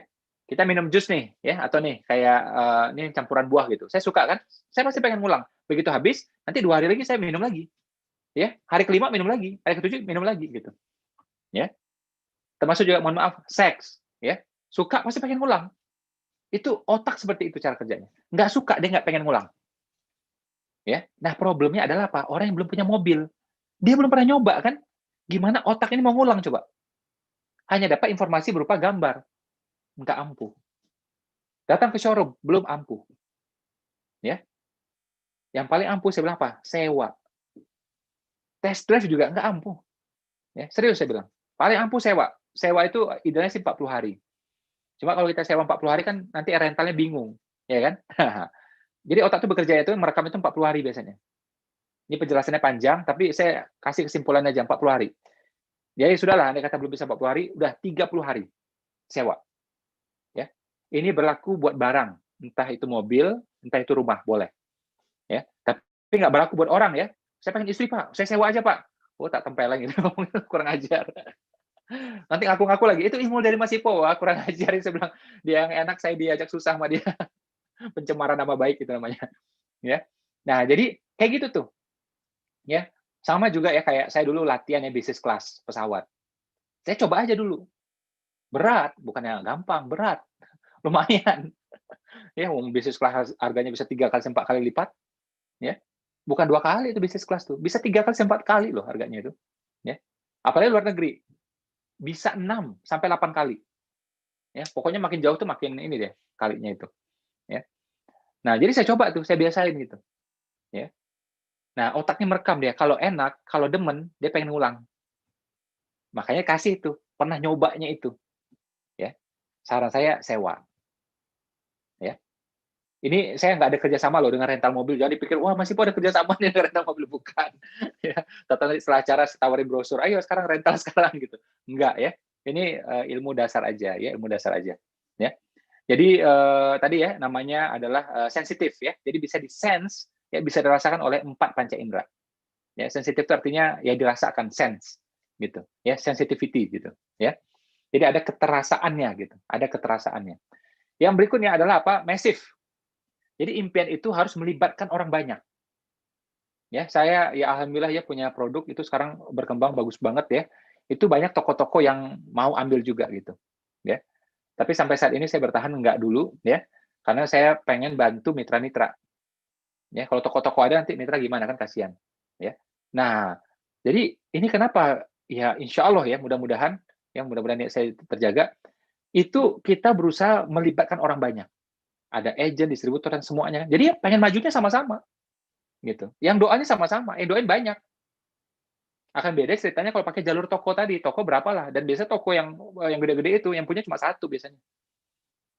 Jadi doa cuma saya sama dia doang.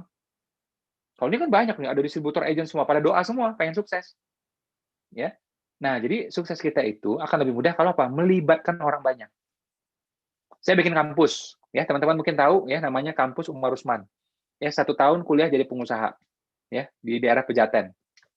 Udah tahun ke-7 atau 8 lah sekarang ini, saya lupa. Ya. Itu juga awalnya berdiri itu ya dari konsep, dari ide itu cepat sekali. Ya. Itu kan kita pakai fundraising kan. Ya, jadi bukan uang saya pribadi saja gitu. Ya, uang pribadi saya cuma seberapa gitu. Terus kita galang dana. Nah, saya sampaikan ke orang-orang, kita pengen bikin kampus ya, 1 tahun kuliah jadi pengusaha. Konsepnya gini, gini, gini, nih, saya ngomong itu. Orang setuju, ada yang ngasih ilmu, ada yang ngasih tenaga, ya, ada yang ngasih yayasannya, ada yang ngasih uangnya, terkumpul, nggak sampai setahun berdiri langsung, cepet banget. Ya, kenapa? Masif, melibatkan orang banyak. Ya, jadi teman-teman kalau punya impian ya berupa bisnis atau sosial, tetap aja libatkan orang banyak. Ya, libatkan orang banyak dan orang banyak itu harus merasa happy. Jangan kemaruk. Ini kadang-kadang iya pakai reseller, iya pakai agent, tapi profit numpuk di dia semua. Ya. Harga jual berapa, ya, dia yang ambil duluan paling banyak, sisanya baru bagi-bagi orang. Ada nggak orang yang mau digituin? Ada, ya. Karena mohon maaf ya, karena masih bodoh aja. Kalau udah tahu, nggak mau. Ya. Kenapa? Kaya sepihak doang, dia yang kaya doang. Kita cuma dapat apa tuh remah-remahnya doang, ngapain? Ya. Nah, jadi cara pikirnya memang harus memakmurkan sama-sama. Ya, apalagi orang tuh jauh lebih banyak dapatnya, orang pasti senang. Ya. Saya kalau merancang harga kayak gitu, orang lain harus jauh lebih banyak daripada saya dapat duitnya. Pasti senang orang. Ya. Tapi kalau tahu, oh ini cuma kaya dia doang nih, udah orang malas berjuang. Ya. Nah, jadi masif itu ya, libatkan orang banyak. Ya, libatkan orang banyak. Insya Allah akan lebih cepat tercapainya. Terus ada lagi namanya itu progresif, ya. Progresif itu ini ada progresif, ada proaktif. Ya, dia kan ada 6 tuh ya, 6 heksagonal itu, ya, ada 6 sudut itu, ya. Progresif itu artinya bertahap. Impian boleh besar tapi mencapainya bertahap. Ya. Kita sekarang naik motor. Tahu-tahu langsung pengen Land Cruiser, nggak cocok. Ya. Kalau naik motor, berarti target berikutnya adalah apa? Mungkin Avanza second misalnya. Itu aja nggak apa-apa, second juga nggak apa-apa.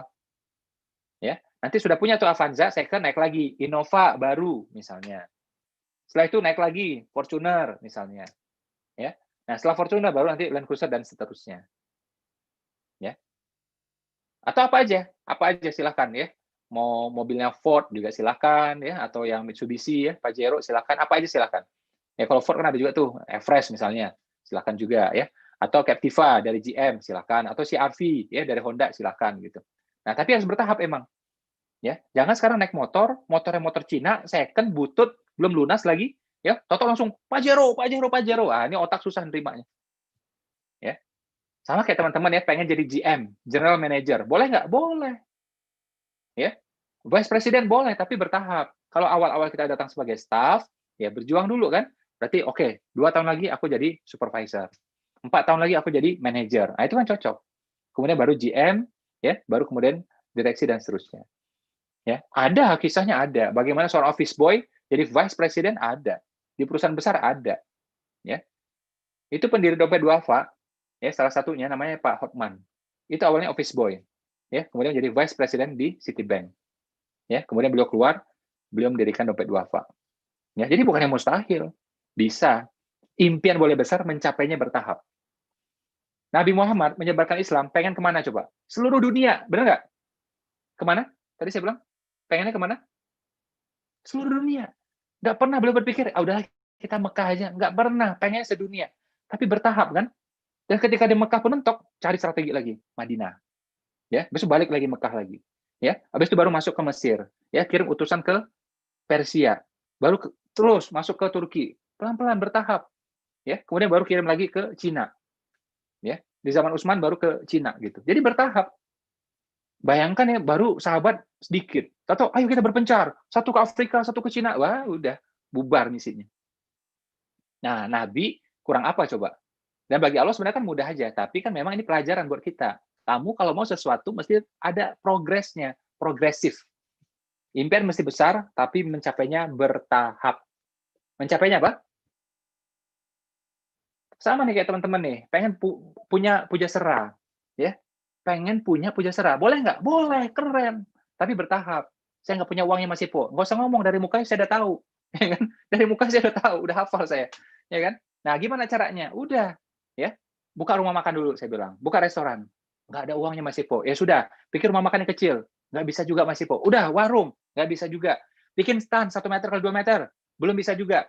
Ya sudah gini aja deh. Bikin makanan, terus buka ya, open PO di Instagram. Open PO di grup WA. Selesai. Ya, nanti dari sana, nah ada progresifnya. Ya, dari sana baru mulai bikin stand-nya. Ya, atau bikin rumah makannya. Ya, nanti jadi restorannya. Nanti jadi puja seraknya. Gitu. Jadi ada tahap-tahapnya juga kan. Nah, kebanyakan orang pengen langsung nih, pengen restoran Pak, Pak nih Pak. Pokoknya saya tuh kalau restoran, aduh Pak, saya mantap banget lah udah top, udah pokoknya demen aja udah gitu. Ya sudah mulai sekarang. Oh, uangnya nggak ada Pak. Terus gimana? Ya udah tidur ya Pak, rebahan dulu Pak di rumah. Rebahan dulu Pak. Ya. Ini orang kayak ini kan enaknya disantet, ya nggak? Biar sadar gitu loh. Nah, karena nyantet nggak boleh, ya udahlah kita doain aja biar sadar nih orang ya. Nah, jadi gitu, impian boleh besar, mencapainya bertahap. Ya, sama kayak gini loh, kayak teman-teman ya, misal ya, kita punya anak nih, kita pengen anak kita juga kuliah setinggi-tingginya, sekolah setinggi-tingginya. Tapi dia sekarang baru kelas 1 SD, umur 6 tahun misalnya, atau 7 tahun gitu. Ya. Kita nggak bisa ngomong, nak, kamu nanti ambil PhD, ya, di bidang strategic management, gitu ya, kamu penjurusan di bidang ya organizational behavior. Ya, itu ada pakar yang terkenal zaman dulu namanya Michael Porter, ya, wah, kamu pelajari ilmunya itu. Bingung dia, bapakku nih kenapa katanya. Bapakku nih kenapa coba? Aku kelas 1 SD ini coba. Gitu. Ya. Nah, yang paling masuk akal sama dia adalah apa? Ya. Ini kan kamu nih SD nih sekarang nih, nanti kamu SMP di sana ya. Pokoknya kamu harus kuliah setinggi-tingginya. Kamu nanti boleh ambil S1-nya di Jerman boleh, S2-nya di Inggris boleh, ya di Madinah boleh silakan gitu. Ya pokoknya kamu harus kuliah setinggi-tingginya. Ya. Nah, SMP kamu di sana tuh ntar. Nah, itu namanya progresif. Ketelan sama dia. Ketelan sama otaknya dia gitu. Ya. Nah, ini problem orang ya kadang-kadang saya lihat itu sering terjadi di multi level ya, di multi level itu. Jadi langsung orang baru gabung ditawarkan dengan kapal pesiar. Nggak nyampe di otaknya. Hari-hari masih makan Indomie, tahu nggak? Itu pun Indomie dari teman kosnya. Tak tahu dibilang kapal pesiar, nggak nyambung di otaknya. Ya kan? Nah, jadi impiannya bertahap dulu. Bagi dia apa? Survival dulu, nafkah lebih baik dulu, gitu kan? Nah, bagaimana akhirnya punya motor sendiri ya tanpa utang kalau bisa gitu. Jadi bertahap aja, ya. Kalau masalah duit gede mah gampang ntar gitu, ya. Nah, kemudian apalagi? Nah, ini penting banget. Tadi saya sebenarnya udah singgung di awal. Namanya apa itu? Proaktif, prom, ya. Jadi segera menerapkannya, ya segera menerapkannya. Jangan pakai tunda, ya. Jadi impian itu saya perhatikan. Kalau kita segerain, jadi deh. Ditunda makin nggak jadi deh. Tapi kan ininya belum ada, Pak. Lakukan apa yang ada. Lakukan apa yang bisa. Makanya gabungan dari progresif tadi. Saya ambil kaidah dari Imam Syafi'i. Sebuah kebaikan, sebuah amal, kalau belum bisa dilakukan semuanya, jangan tinggalkan semuanya. Lakukan apa yang bisa. Ya. Jadi, impian juga sama. Ya, impian juga sama. Langsung aja terapkan apa gitu. Ya, kayak tadi tuh, pengen puja serah. Belum bisa, ya sudah sekarang buka open PO, makanan apa gitu. Ya kan? Nah, itu lebih mudah ya mulai usahanya. Atau ya saya bilang, ada juga yang misalnya ya kayak orang yang banyak belajar sama saya, yang jadi mitra saya, dia juga punya impian masing-masing berbeda, beda sama saya. Tapi mereka mikir simple, oke, aku bertahap. Aku mau belajar bisnis dulu sama Mas Ipo. Ya. Ya udah mulai. Nah, muncul sebuah produk misalnya. Mungkin produk ini nggak suka juga gitu, belum dia suka juga misalnya, ya. Tapi dia berpikir kalau pengusaha ini barang masih laku kan gitu. Ya. Aku pengen jadi pengusaha nih, ya. Barangnya masih laku kan gitu. Nah, belajar kan. Nah, kemudian ada juga yang akhirnya ya alhamdulillah ini memang cocok gitu, jatuh cinta juga akhirnya gitu. Ya. Tapi cara pikirnya belum bisa semuanya, jangan tinggalkan semuanya. Lakukan apa yang bisa. Ya, entah teman-teman buka usahanya laundry, butik ya dan seterusnya. Oke. Kita munculin yang itu slide tentang itu product in pandemic coba. Ya, ini materi viral banget. Ya, dikutip orang sering banget ya dari artis-artis sampai media ya. Kadang-kadang juga ngutipnya tanpa izin, tapi nggak apa-apa, biarin aja. Ya. Uang kita memang pengen solusi kok ya bagi orang-orang yang mulai usaha. Mungkin sebagian pernah dengar ya, tapi nggak apa-apa. Saya kali ini akan bahas dalam perspektif yang berbeda. Jadi tolong simak ulang gitu ya. Jadi ini saya mohon maaf banget ya kalau materi ini misalnya agak menyinggung ya, menyinggung perasaan atau apa gitu ya. Mungkin saya sebutkan jenis produk tertentu, barang tertentu gitu ya. Nah, tapi niat saya semata-mata pengen solusi. Jadi saya kadang-kadang harus menyebutkan ya. Saya mohon maaf kalau misalnya ini ya ternyata kurang nyaman di hati gitu. Oke. Ini gara-gara materi ini, slide ini, saya diundang sama detik.com 2 kali dalam waktu 2 minggu. Gara-gara ini doang nih. Karena solutif banget. Ya, solutif banget. Ya. Oke, layarnya balik lagi ke saya coba. Jadi gini. Ketika pandemi ini orang cenderung mengurangi yang sifatnya apa? Jasa yang ada sentuhan fisik. Contoh salon, ya, perawatan gigi, mani-pedi, perawatan wajah, perawatan badan, ya, bekam, pijit, refleksi, orang cenderung mengurangi. Karena curiga kan, jangan-jangan kamu, ya. Dan yang mau menterapi juga was-was gitu, ya. Walaupun sudah pakai masker apa, tapi kan repot. Ya contoh lah kayak perawatan wajah gitu ya, atau perawatan rambut. Itu kan kita selama 1 jam, ya kan jarak dekat. Kita masker, dia masker, tapi kan jarak dekat. Itu resiko banget. Ya. Minimal inilah cara pikir kebanyakan orang. Makanya yang jasa-jasa seperti ini orang cenderung mengurangi. Ya, itu saya lihat juga rumah sakit rata-rata sepi kok. Jadi orang kalau pilek-pilek dikit dia tahan. Ya. Saya pergi lagi tuh ke apa ya? Kayak saya waktu itu apa? Adalah yang perlu waktu itu ya buat keluarga. Itu juga yang alternatif pun juga berkurang. Ya, ada yang pakai akupuntur, pakai ini, itu berkurang gitu. Jadi orang udahlah mending tahan dulu lah gitu. Ya. Termasuk juga teman saya yang dokter gigi itu berkurang juga. Ya kan? Termasuk juga teman-teman saya yang bekam itu berkurang juga. Nah, saran saya, solusinya apa nih? Misal kita punya salon, ya. Nah, jangan jual jasa. Maksud saya gini, jangan fokus jual jasanya saja. Saat ini yang kita gas, ya kita fokuskan adalah penjualan produk, barang. Jual apa? Produk atau barang. Contohnya gini, kayak salon, jual apa? Jual toner buat rambut misalnya, ya, atau obat penyubur rambut misalnya, ya kan? Nah itu kan masih bisa. Yang perawatan wajah, jual apa? Mungkin jual serum, ya, jual krim, yang lain-lainnya apa, ya, krim pencerah lah, krim apalah kan macam-macam, anti aging kan banyak banget tuh. Ya wanita kan punya serumnya banyak banget, ya, punya krim banyak banget. Ada krim pagi, ada lagi krim malam. Nanti lama-lama ada tuh krim maghrib, subuh, ada antara semua lama-lama antar. Asar juga ada semuanya itu. Ya. Saya awal-awal bingung juga, tapi lama-lama paham juga. Kok paham masih kok? Jualan soalnya. Ya, makanya kita juga harus tahu. Ya. Nah, itu. Kemudian termasuk teman-teman yang jual apa ya, punya jasa bekam, ya. Itu kan orang jarang yang mau sekarang. Takut kan, was-was kan gitu. Mengurangi gitu. Ada yang menghindari, ada yang mengurangi. Nah, gimana solusinya? Ya sudah, kita jual ya pada pasar yang sama produk yang lain. Misal apa? Jual habatus sauda, minyak zaitun, ya kan? Nah, ini kan pasarnya sama. Bisa kita jual juga. Ya, jadi saat ini adalah beralih ke produk barang. Nah, boleh nggak jasa? Boleh jasa kalau jasanya bisa zoomable. Ya. Contohnya, seminar, training, kelas aerobik, kelas zumba, kelas yoga, kelas bahasa Inggris, kelas bahasa Arab. Nah, ini bisa jarak jauh. Pakai Zoom nggak apa-apa. Nah, ini berkembang saat ini. Ya. Tapi kalau harus sentuhan fisik, nah itu orang cenderung berkurang, makanya alihkan ke produk, saran saya.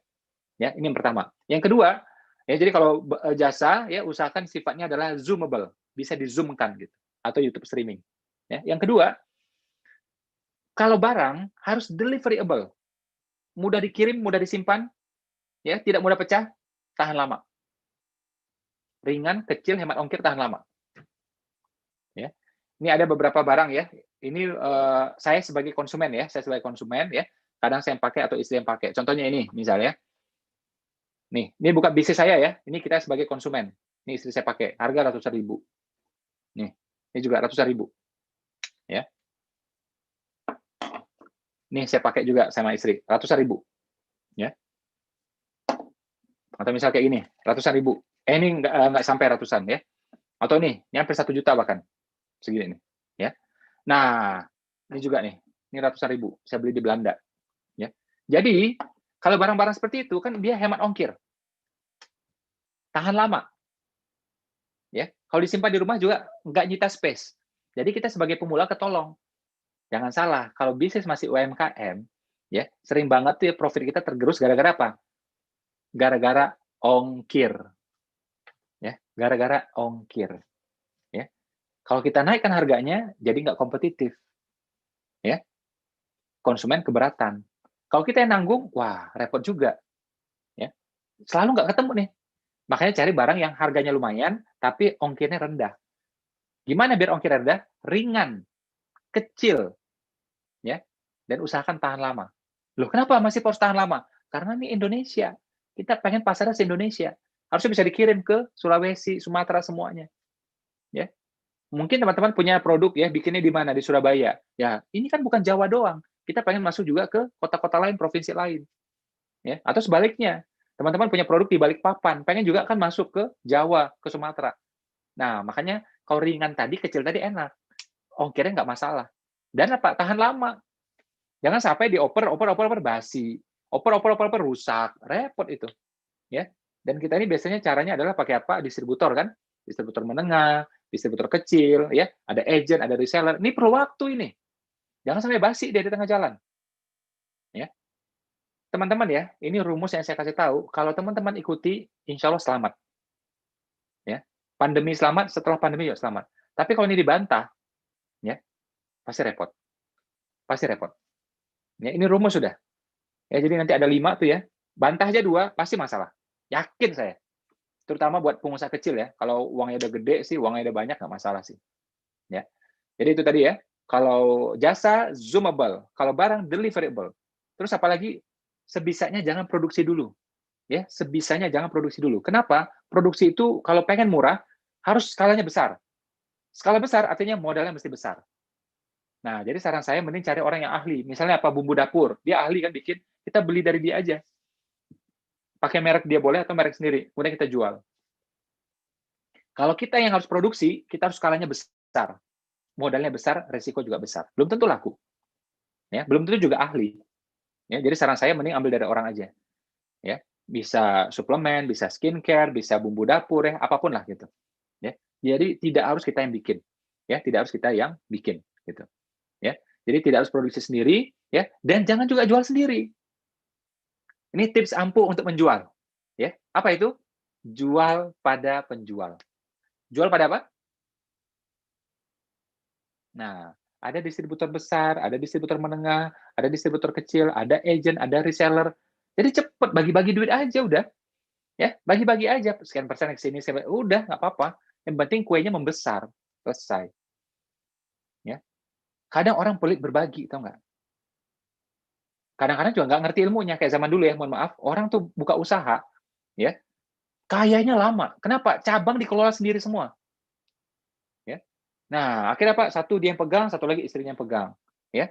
Setelah anaknya dewasa, baru yang anaknya pegang, satu lagi cabang. Udah gitu doang. Nggak bisa berkembang lagi, udah. Nah, zaman sekarang orang pinter. Bikin apa? Namanya kemitraan, BO, franchise, lisensi. Ya. Udah bisa jalan. Bagi-bagi aja kan udah. Ya. Makanya orang sekarang banyak ya jadi miliarder di usia 30-an atau 40-an. Ya. Beda zaman dulu. Zaman dulu rambutnya udah putih baru jadi miliarder. Ya. Karena belum ngerti ilmu kayak ginian, bagi-bagi itu. Ya, jadi saya bilang jangan jual sendiri, jual pada penjual. Lebih cepat jadinya. Ya. Pernah juga kita lihat tanah ya, sering banget nih. Coba di kompleks kita ada, di mana-mana ada. Dijual tanah gitu ya, atau rumah tuh, dijual gitu. Terus di bawah ditulis sama dia pakai dalam kurung, tanpa perantara. Pernah dengar, pernah lihat kayak gituan? Ya, tanpa perantara. Akhirnya apa terjadi? Ya tanpa terjual juga. Tanpa terjual sama sekali. Dia nggak mau bagi duit 2% buat si perantara. Dia pikir ngapain? Aku nggak perlu agent kok. Ya, dia enak aja. Cuma duduk-duduk di kantor pakai AC, atau dapat 2% doang. Dapat 2%. Utuh, bulat. Yang tanah punya kita. Nggak mau lah. Gitu. Dia taruh aja pelang tuh, dijual. Nggak laku-laku. Coba bagi uangnya 2%. Ya, buat si agent ini. Akhirnya agent kan semangat. Agent ini dikelola lagi sama dia. Ya, dia pecah lagi tuh informasi. Nah, itu namanya jual pada penjual tuh. Ya, dia pecah lagi tuh informasi. Ada yang dijual nih, ada yang jual nih, dia pecah lagi tuh. Ya, jadi nanti di sini mungkin dapat 0,8, 1,2, berapa? Ya udah itu urusannya dia, rezekinya dia. Ya. Saya tuh udah berkali-kali lihat tuh, dijual tanpa perantara. Iya, tanpa perantara, tanpa terjual juga. Ya bertahun-tahun. Ya. Tapi kalau ada ya, hubungi ini. Itu biasanya lebih cepat biasanya. Biasanya kayak gitu. Ya, apalagi agent yang bagus gitu. Ya kan? Jadi rela berbagi. Ya, jangan dikekep sendiri duitnya udah. Ya. Kalau bisa malah orang tuh lebih untung pada kita. Ya, kalau saya jual barang kayak gitu prinsipnya. Jadi tiap satu barang nih terjual tak gitu ya. Pokoknya dia dapat lebih banyak pada saya udah. Saya tenang. Ya, saya tenang. Satu, ya. Dan Dan kedua, dia pasti fight. Pasti sungguh-sungguh dia. Ya. Tapi kalau enggak, ya orang mau karena belum kepikiran yang lain-lain aja gitu. Begitu dapat yang lain, dia pindah sudah itu. Ya. Jadi cari profit itu yang berpihak pada orang lain. Ya. Itu insya Allah tahan lama. Ya. Kemudian yang terakhir adalah cari barang itu yang repeat ordernya tinggi. Per 2 minggu, per 3 minggu, maksimum per 4 minggu. Ini terjadi pada kuliner, yes, ya, atau makanan-makanan kering juga is okay. Contoh kayak tadi bumbu dapur juga itu is okay, gitu ya. Jadi makanan saran saya tuh baiknya dikeringkan atau dibekukan biar tahan lama gitu ya. Nah, jadi makanan cenderung cepat habis. Atau mungkin juga suplemen, ya, atau mungkin juga herbal atau skincare. Itu biasanya orang tiap 3 minggu, 4 minggu beli ulang. Jangan sampai barang kita ini, ya, contoh ya kayak, aduh saya nggak enak juga kadang-kadang ngasih contoh. Tapi kadang-kadang perlu solusi juga gitu ya. Contoh nih kayak furniture, ya, itu kan bagus, halal, bermanfaat. Tapi orang beli lagi 7 tahun, ya, orang beli lagi 8 tahun, lama jadinya. Nah kalau bisa orang sudah jadi konsumen, 3 minggu lagi jadi konsumen lagi. Itulah namanya pelanggan. Ya, jadi cari barang itu yang repeat ordernya cepat. 2 minggu, 3 minggu, maksimum 4 minggu. Ya. Nah, kalau kita penuhi ciri ini, 5 tadi itu, ya, itu insya Allah aman semuanya. Bener ya, 5 tadi ya? Itu nggak ini semua? Kemarin saya ngerjain loh orang di Instagram. Saya kasih, coba baca Instagram saya kemarin. Saya kerjain tuh ya. Ini ada tipsnya gini ya. 1, ini 2, 3, sampai 7. Nomor 4-nya saya hilangin. Ya, terus saya bilang, silahkan terapkan ya 5 tips di atas, 5 tips di atas, 5 tips di atas. Akhirnya bilangnya, oke masih 5 tips, 5 tips, 5 tips gitu. Padahal itu bukan 5, ya, itu 6 sebenarnya saya kasih. Jadi angka pertama saya tulis 7, 4-nya saya hilangin gitu ya. Terus terakhir saya kerjain tuh 5 gitu kan. Ternyata ya bukan 5, 5 plus ternyata gitu. Ya. Nah kalau ini udah 5 beneran, ya. Kalau barang, ya, kalau jasa, usahakan jasa itu bisa zoomable, ya. Pakai Zoom gitu ya. Kalau nggak bisa pakai Zoom, berarti alihkan dulu ke produk, nggak apa-apa. Ya, sementara aja ya, selagi pandemi gitu ya. Terus kalau barang, usahakan juga deliverable. Ringan, kecil, hemat ongkir, tahan lama. Ringan, kecil, hemat ongkir, tahan lama. Ini dikutip berkali-kali sama detik.com nih, omongan saya ini. Akhirnya juga dipakai sama yang lain. Ya, artis-artis motivatornya juga pakai kalimat ini. Ya, saya bilang istilah yang tadi itu juga ya, deliverable itu ya. Kemudian ketiga, tidak harus produksi sendiri, terutama bagi yang duitnya terbatas. Ya. Tidak harus produksi sendiri, tidak harus jual sendiri, jual pada penjual. Ya. Dan yang kelima, cari yang repeat ordernya cepat. Per 2 minggu, per 3 minggu, 4 minggu, atau 5 minggu. 4 minggu maksimum. 4 minggu maksimum. Oke, gitu ya. Terima kasih teman-teman. Ya, kita sudah hampir jam 11 ini ya. Kalau Zoom ini nggak bisa lama-lama ya, karena ada yang terbatas kuota, ya. Kadang-kadang anaknya mulai ganggu gitu ya. Jadi kita cukupkan sampai di sini. Terima kasih atas segala perhatian. Assalamualaikum warahmatullahi wabarakatuh. Mohon doa ya buat kesehatan saya, buat kesehatan keluarga juga ya. Assalamualaikum warahmatullahi wabarakatuh. Terima kasih Mas Ipo Santosa. Terima kasih juga untuk teman-teman yang hadir di pagi hari ini.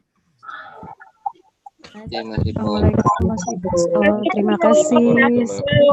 Barakallah Mas Ipo. Sehat selalu ya. Terima kasih. Waalaikumsalam. Terima kasih, semoga berkah. Balik papan, Pak Ipo. Mas Ipo, terima kasih. Masih semoga Mudah-mudahan bisa nular doanya juga. Sehat.